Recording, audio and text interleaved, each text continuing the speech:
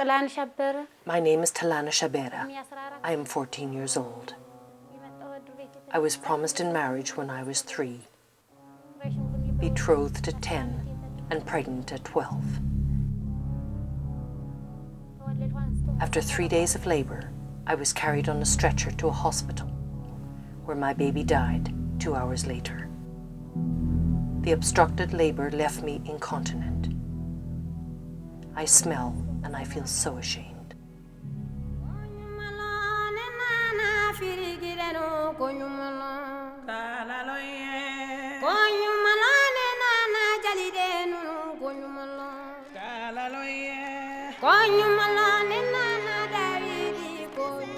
In Ethiopia, over 9,000 women and girls suffer from obstetric fistula. The prolonged labor they endured has left a hole between the bladder and the vagina, leaving them permanently incontinent. Exact numbers are difficult to obtain because women with fistula often remain hidden and abandoned to their shame. As long as poverty and lack of access to obstetric care exists, fistula will continue to rise.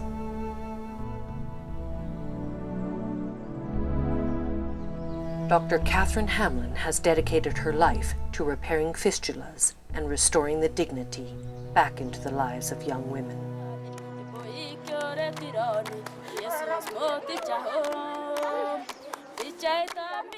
Over 40 years ago, together with her late husband Reg, she founded the Fistula Hospital in Addis, Ababa. It is a major teaching institution for obstetricians and gynecologists from all over the world.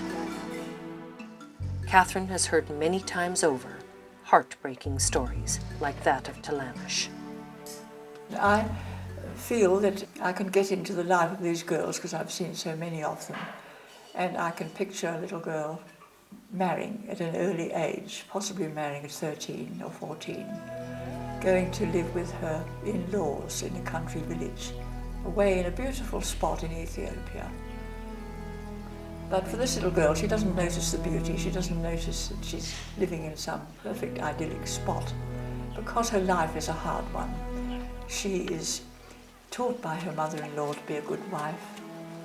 She has to carry the water pot on her back from the well or the river. She has to carry the sticks for the fire. She has to grind the grain for the food and look after her husband and possibly her in-laws as well in this small house. She eventually gets pregnant after puberty, perhaps at 15 or 16, and she looks forward to the day when she's going to have a baby.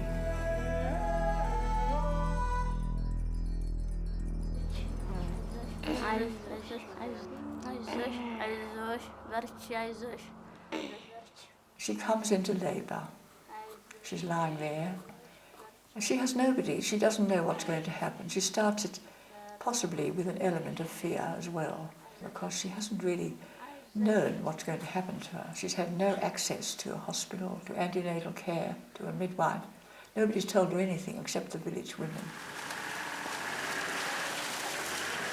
In addition, the savage terrain makes access to remote areas difficult, especially during rainy season. 75% of the population live on average 2.5 days walk from the nearest road, and the endless journey continues until they reach a medical facility, should one exist at all. Day after day, she lies there suffering. She's in agony with these pains coming every 5 minutes. And she becomes completely dehydrated and exhausted. And the labour continues. Finally, after the 4th or 5th day, when the family have given up hope that the baby's going to be alive, she will deliver a stillbirth. And she becomes just so exhausted, she just falls into a sleep. She wakes up to this terrible horror of finding the bed soaked in urine. She doesn't realise what has happened. She has no idea that she's got a hole in her bladder because of the baby's head pressing for so long on the soft tissues, and the tissues have died. And there she lies, thinking perhaps if I keep still it'll dry up. nothing happens. Her husband deserts her. He doesn't understand what's happened. He says she's no good to me anymore as a wife.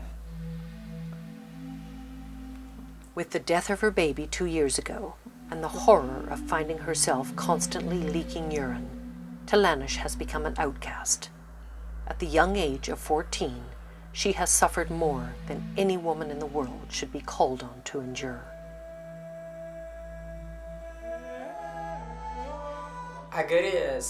Because my daughter was an underage bride, her pelvis was too narrow and she lost the baby.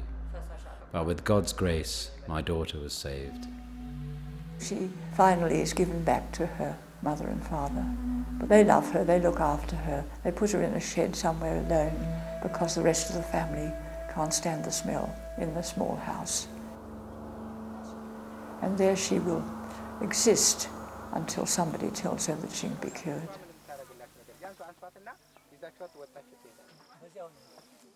Having stayed curled up for days, weeks, and sometimes months, her knees and hips have contracted and her muscles wasted.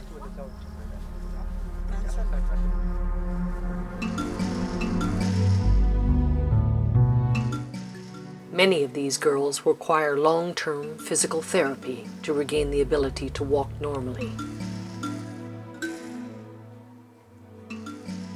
Fatima has foot drop due to damage to the nerves that run through her pelvis. Like many, she will face a long wait before she is strong enough to have her fistula repaired.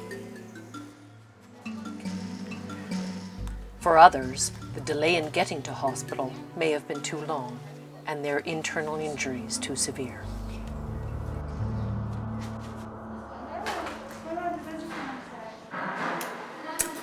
She's a fourth child, and she got into obstructed labour and presented to the hospital with a ruptured uterus. So now she's had 4 dead babies without a uterus now. She's lost her uterus, so she won't have any more pregnancies. But she's going to be cured. Finish operation. We are expert now at repairing these injuries. But the task is really beyond us. And we feel that the preventive side of this work is so enormous that we have to have other people involved.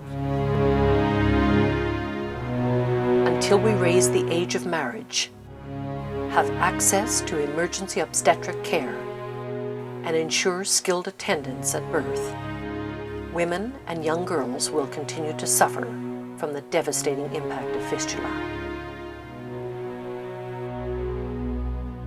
Don't walk away from them.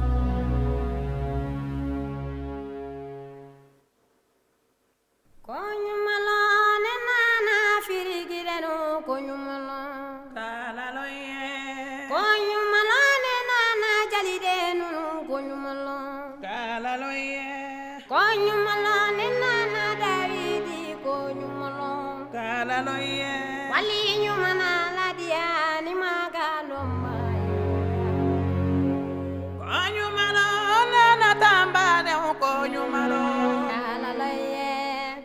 malo